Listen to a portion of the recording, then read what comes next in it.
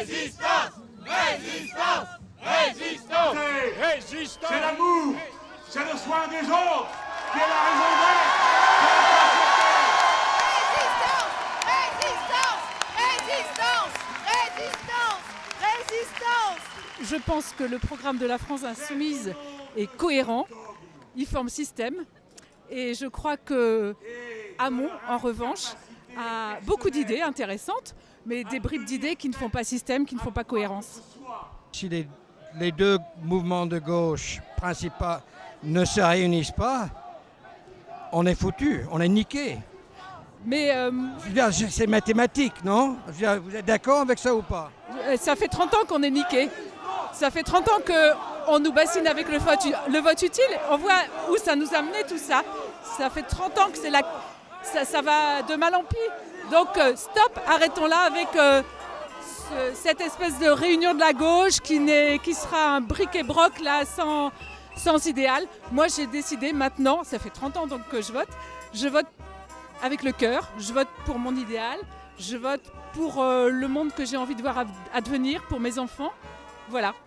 S'ils ne sont pas ensemble, on a perdu. Pour l'unité de la gauche, on est la pétition change.org, 100 000 personnes qui ont signé la pétition pour l'unité de la gauche. Les programmes n'ont jamais été aussi proches.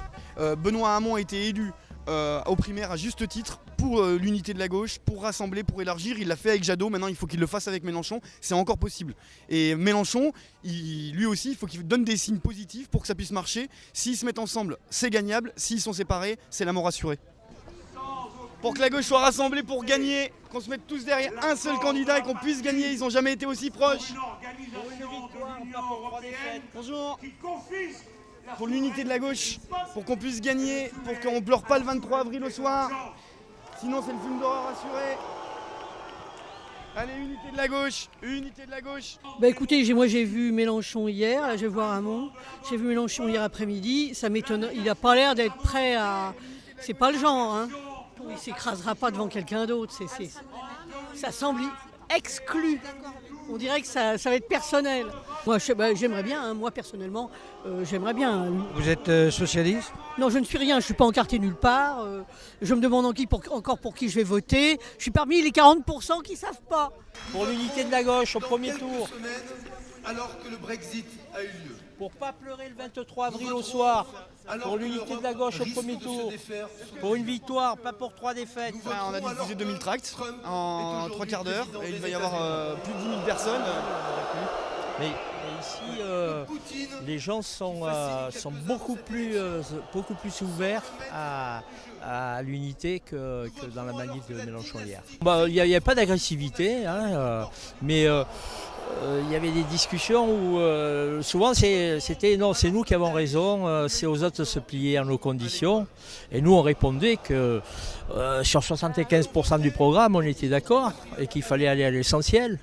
Qu'il ne fallait pas laisser la droite, l'extrême droite, y compris Macron, qui est un libéral, être au deuxième tour. C'était à nous d'être au deuxième tour, qu'on avait les moyens de l'être, et que donc c'était l'essentiel pour nous, et qu'il fallait continuer là-dessus.